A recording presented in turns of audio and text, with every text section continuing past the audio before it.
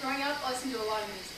I was probably this big when I was in my dad's truck listening to any type of rock, classic, hard, corn.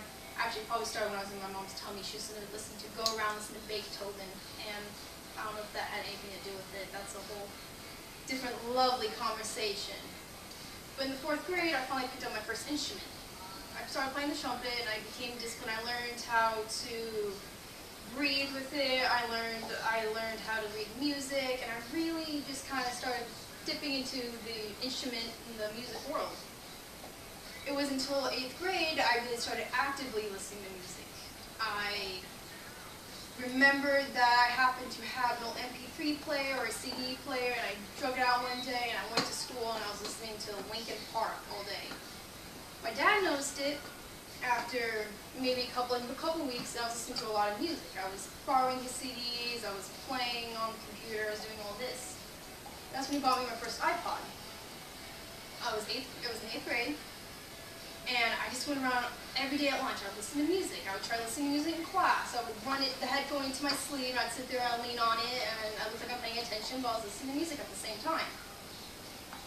And then it kind of just kept up. It still goes on to this day. It's just something I do. And I finally wanted to know, am I concentrating better? Because I always did better. I always concentrated better. I was always relaxed. And I always did schoolwork so much better when I was listening to music.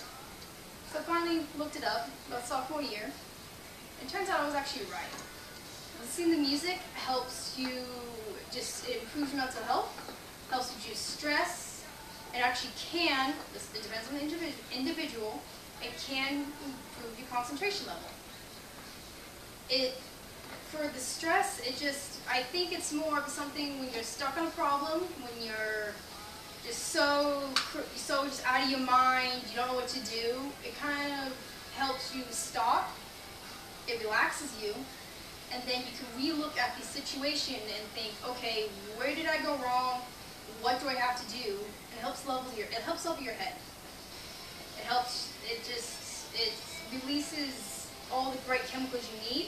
It releases dopamine. When you listen to your favorite music, it releases dopamine. Your brain that really naturally releases this. It's a chemical that makes you feel happy, it makes you feel good, it's kind of almost like a high. I guess that might be a little inappropriate, but I think the best way to describe it, it's like a high. It makes you feel good, and it's something that your brain naturally produces when you're doing something you like, or something you love, or something that makes you happy. Your brain produces it, which can help improve your mental health, because if it's reducing your stress, you're not just bottled up all the time. It helps you, it's a nice free-flowing thing. Helps you with that. And the reason it also can be addictive at the same time is because it's also part of the reward system. When you do something nice, something good, your brain rewards you by releasing dopamine, which makes you happy. Which is why I guess it's similar to being an adrenaline junkie. When you get that adrenaline high, you jump out of a plane, you free fall, and you scream, and you don't know why you're doing this, but at the end you get that adrenaline rush, you want to do it again, you want to do it again.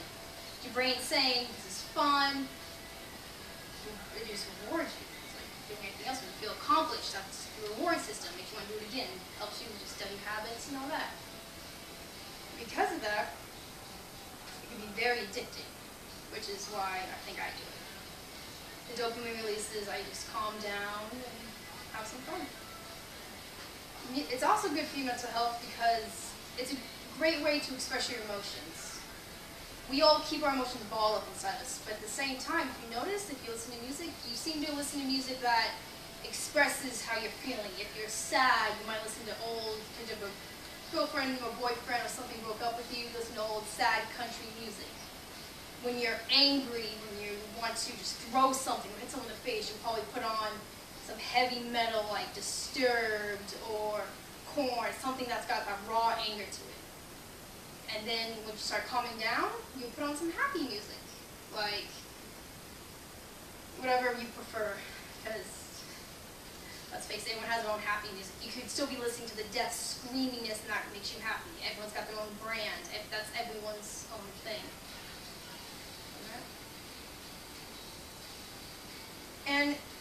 because it helps you focus, in a sense, I guess you can say. This will vary from person to person. It's not everyone, it's not going to work for everyone, it's definitely different people. It can actually help you concentrate, in a sense. I think it gives you something it gives you something more to block out. If you have music playing in the background, you just naturally start blocking out and it just helps you focus. It's a very good focus thing. But it doesn't work for everyone, for whatever reason that is. It's very individual. Some people can't because it is a distraction to them. They can't focus. Some people, they'll put on some music, they'll open their textbook, and so they'll study for a couple hours and retain everything. So to me, I think it's something everyone should try. It's not, you don't have to do it every day, but just sit down if you're feeling stressed or you want to just put on your favorite music and see what happens. It could be life-changing, because it definitely was for me. It could be anything.